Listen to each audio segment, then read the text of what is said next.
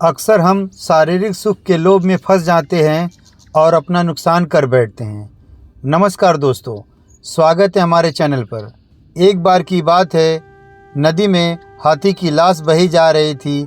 एक कौवे ने लाश देखी तो प्रसन्न हो उठा, तुरंत उस पर आ बैठा, यथेष्ट मांस खाया, नदी का जल पिया।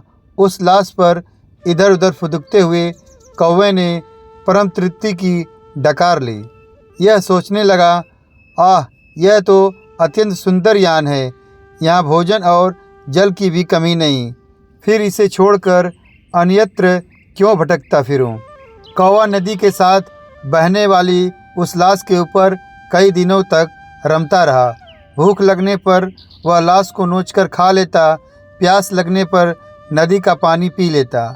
अगाध जलराशि, उसका तेज प्रवाह, किनारे पर दूर दूर तक फैले प्रकृति के मनोहरी दृश्य, इन्हें देख देख कर वह विभोर होता रहा। नदी एक दिन आखिर महासागर में मिली। वह मुदित थी कि उसे अपना गंतव्य प्राप्त हुआ।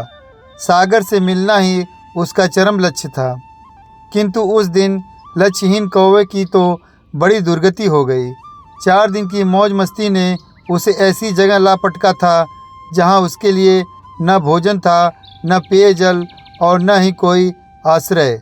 सब ओर सीमाहीन अनंत खारी जल राशि तरंगाती हो रही थी।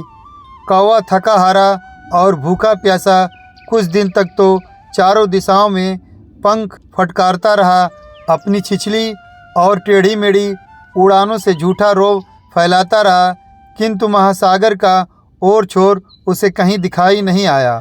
आखिरकार थक कर, दुख से कतार होकर वह सागर की उन्हीं गगनचुंबी लहरों में गिर गया और एक काल रूपी विशाल मगरमच्छ ने उसे निगल गया और उसके जीवन का अंत हो गया।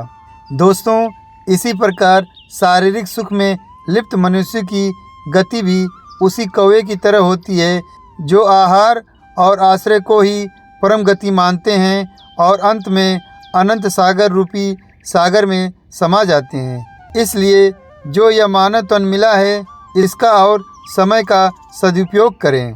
दोस्तों, ये छोटी सी कहानी कैसी लगी आपको? दोस्तों, अगर कहानी अच्छी लगे तो एक लाइक और सब्सक्राइब भी कर देना, क्योंकि आपके एक लाइक और सब्सक्राइब से मुझे हौसला मिलता है। धन्यवाद।